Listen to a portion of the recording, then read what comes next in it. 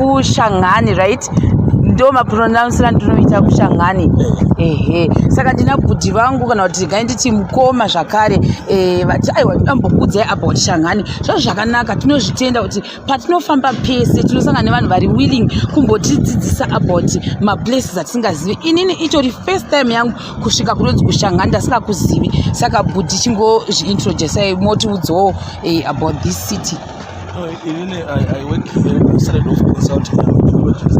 Saka zvandinoona kuno kuti ndaona kuti vanhu vakaita mari muno Shandra Vega and this place yakatanga ichingove nenzvimbo ino yaGoddard Shangani store and butchery.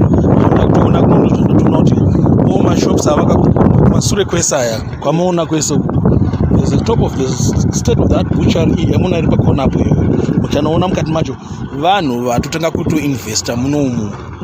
And there's a lady miner, I'll tell you, councillor munomu ane that filling station iri kuvakwa iyoyo yakutoda kutotanga kutopera kuti atodi akwanise kuseva community yake. But all that money is coming in money from gold mining.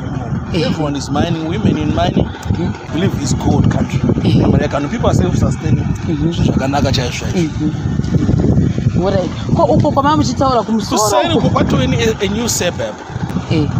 Kuenda kuseri mutachinoona kuti roofs under tile, nicely painted suburban houses dzavakwa kumaseri ukoko. Saka kwakagara kune imwe location but yanga ichitova kuseri werailways. This was a railways sighting station where people would come and board railway. But as you can see now, there's actually now a settlement growing, sustained by cattle ranching and goat farming. Ave cattle ranching chatova chagama. So Shangani uku kuti nditizoni kuti kunonzi kuchiko firewood. Kapa ndo zvehuni apa.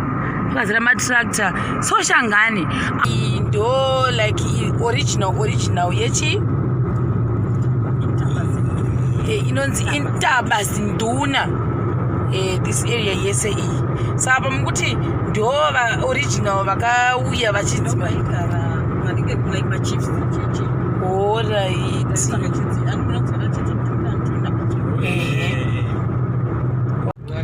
Yo people, this is a Bulawayo. Hey, ndini here muno kumasvingo ndasapinda muno mubulawayo.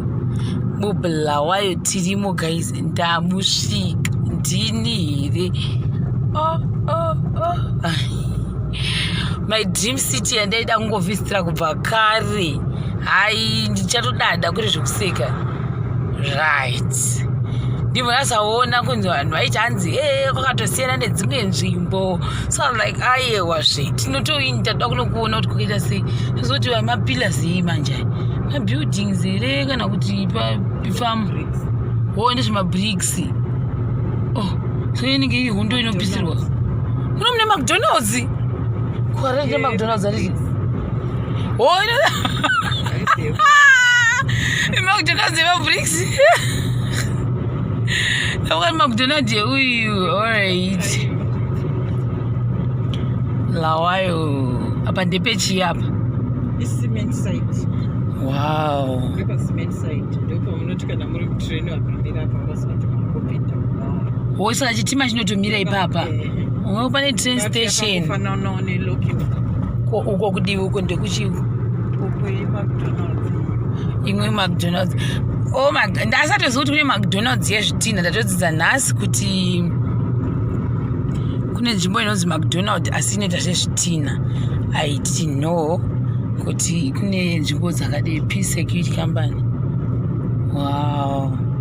Bulawayo ventuduzi yatunya dorega wedzi ndakangobata kune Nast University inoenda nedivi iro rezasiro inenge iri papi saka Nast ipapo kusazasi kure Munyaradzi Munyakazi tiriko ku Nast University.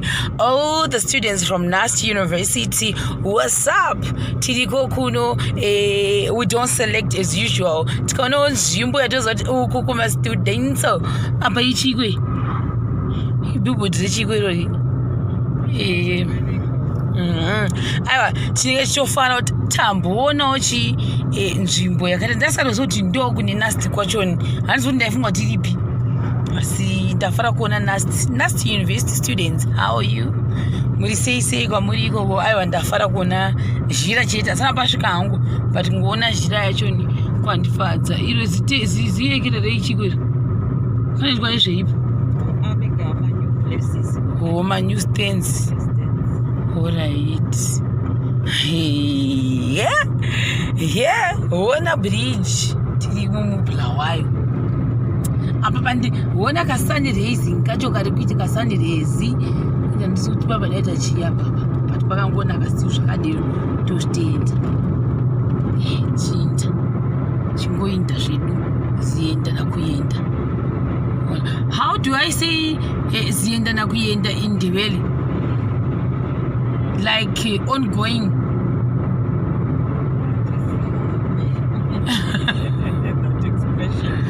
Ongoing, like I don't know, but not good. I'm going, but like ongoing, non-stop or continuous line, something like that. Okay, or continuous road. No, it's Ndebele. Like ingoenda. Sihambile.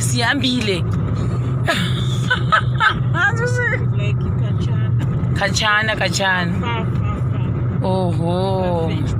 So apa pandogona kuti kachane kancane. Kuti inozonyatsoita equal explanation. Right. Meaning yacho inomaintaineka. Takutotambirwa nePick n Pay. Just like that. Wana manje. Asati wasangana nawo mapoto tikuenda tiri mubulawayo. Saka right now I can just testify kuti ndamubulawayo, right? Mukati mebulawayo. Not mukati. Takunopinda. Pai? Takutonopinda manje. Anditiri kutaura mutauni. Saka apa tiri kulocation. Outskirts. Like kana uri kubva toti Mutare nana Masasa. Oho. Saka kuno kunzvimbo idzi dzinonzi chii location idzi? Mahachula. Iyo. Uko jangu kune Mahachula. Kuside uku right kuna Mahachula. Zuva ndoda kukanganisa. Achingori Mahachula South. Zvantori madistrict yeMahachula. District oka.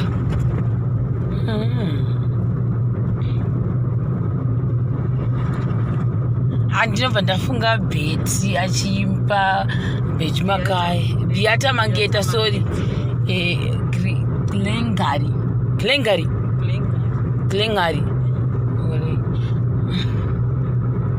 Biata Mageta aigara kupi? Nana Mzilikazi kwandikufunga kuti kune Arts Center.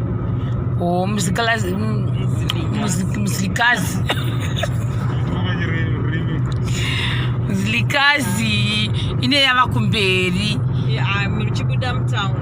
Alright. Matenda Mpilo. Apa pane chimadhewudhewu chiripo apo. Madhewudhewu akawanda. Wakawanda ka? Kuti kutozviona. Pane vanhu makuenda kunana Nastobai. Ndokwaakazara. Apa panonzi pai apa pakanaka apa. Zvinanzi chii? Bridge Gwanda ndokunoenda kuGwanda loko? Ndio inonobuda. Salinde nemwe musikana ndadza naye yanisala aigara kuGwanda. Meaning kuti vai kana saka vanga vasingaende kuHarare vachinda kuGwanda vaitouya nekuseri. Vachibva kuSouth Africa. Vanotouya nekuno. Gwanda. Yo! Jesus. Asa mahotera kai. Dzimba dzevanhu Jesus.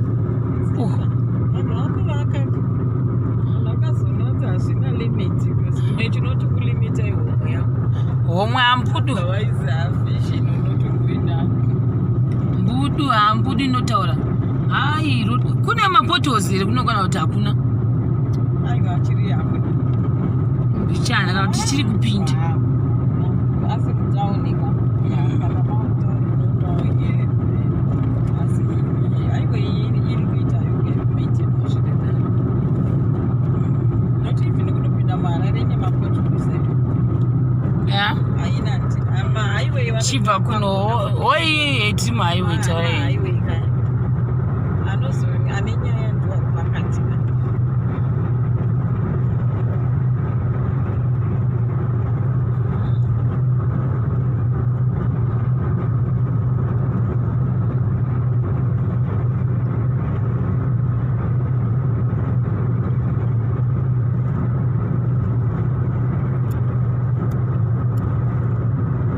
kutoenda kumwewo kauma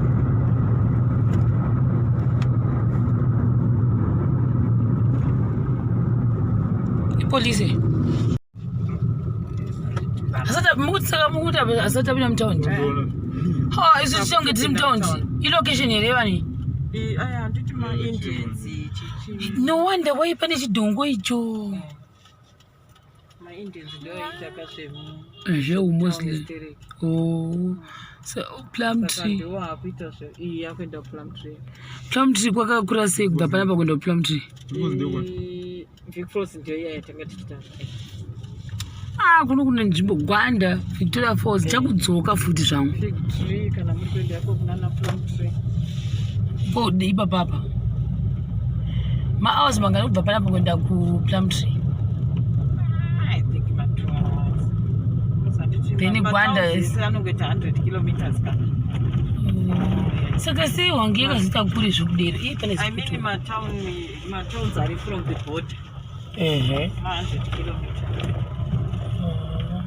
so from here going to bed picture shamwari kastatika chokungeekira shamwari kuti South Africa uzvo zvakadai zvitende zvakaita murodizvo kuzvona zviri handiti singaonizvo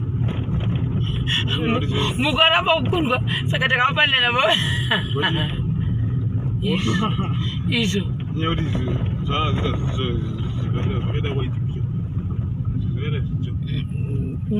vachitekuzakuzinazizoko vachipisa zviriko iti aiwa tinachowo yamwari usati angobvika ndobvika bulawayo stereki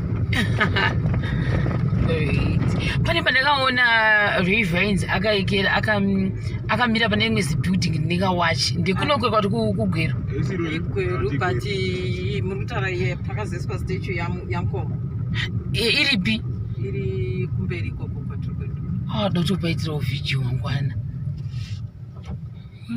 iriko futi kunoku kotamai uchizviona ndofunga next road ndio ine statue ndatombotorawo mapicture akawanda zingamoita toda kuchinja yeah guys anyway unoti yes